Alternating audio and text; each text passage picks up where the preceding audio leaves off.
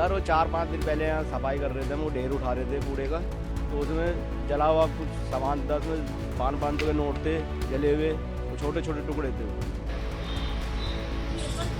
दिल्ली उच्च न्यायालय के न्यायाधीश यशवंत वर्मा के आवास पर कथित नकदी बरामदी का मामला सुर्खियों में बना हुआ है। यशवंत वर्मा पर आरोप है कि नई दिल्ली स्थित उनके सरकारी आवास में भारी मात्रा में कैश मिले हैं। 14 मार्च 2025 की रात उनके लुटियंस दिल्ली स्थित सरकारी आवास में आग लगने की घटना के बाद ये दावा किया गया कि दमकल कर्मियों को बड़ी मात्रा में उनके घर से कैश मिला है।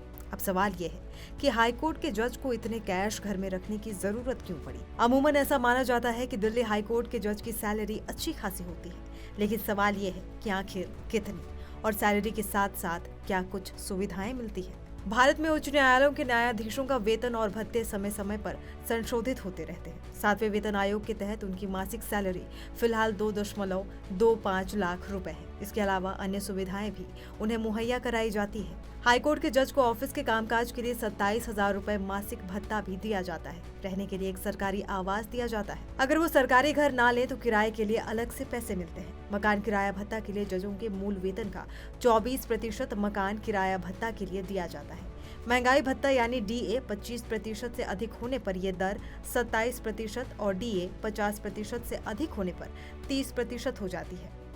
इस घर के रखरखाव के पैसे सरकार देती है। घरों को एक सीमा तक बिजली और पानी मुफ्त मिलता है और फर्नीचर के लिए भी 6 लाख तक की रकम दी जाती है। इसके साथ ही जजों को गाड़ी की सुविधा भी मिलती है। हर महीने 200 लीटर पेट्रोल देने की अनुमति होती है। इसके अलावा चिकित्सा की सुविधा, ड्राइवर और नौकरों के लिए भत्ते का भी प्रावधान है। अगर पेंशन और ग्रेच्युटी की बात करें तो हाईकोर्ट के जज को करीब 13 लाख रुपए सालाना पेंशन मिलती है। इसके अलावा 20 लाख रुपए की ग्रेच्युटी दी जाती है। सुप्रीम कोर्ट और हाई कोर्ट के चीफ जस्टिस और उनके जजों की सैलरी आखिरी बार जनवरी साल 2016 में रिवाइज हुई थी।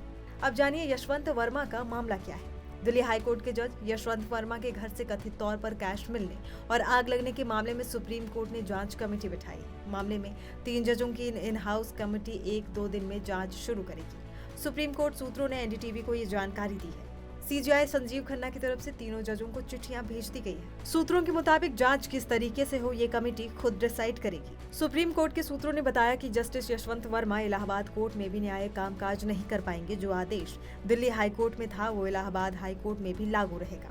अब ये कार्रवाई सिर्फ ट्रांसफर तक ही सीमित नहीं रहेगी। सुप्रीम कोर्ट सूत्रों ने एक बार फिर साफ किया है कि जस्टिस वर्मा का ट्रांसफर इन हाउस इंक्वायरी से स्वतंत्र और अलग है। बता दें कि साल 1999 में सुप्रीम कोर्ट ने एक इन हाउस प्रक्रिया का गठन किया है, जिससे सुप्रीम कोर्ट और हाई कोर्ट के जजों के खिलाफ कार्यवाही हो सके। इसमें कहा गया है कि अगर किसी जज के खिलाफ शिकायत आती है तो पहले हाई कोर्ट के चीफ जस्टिस या भारत के चीफ जस्टिस शिकायत की जांच करें।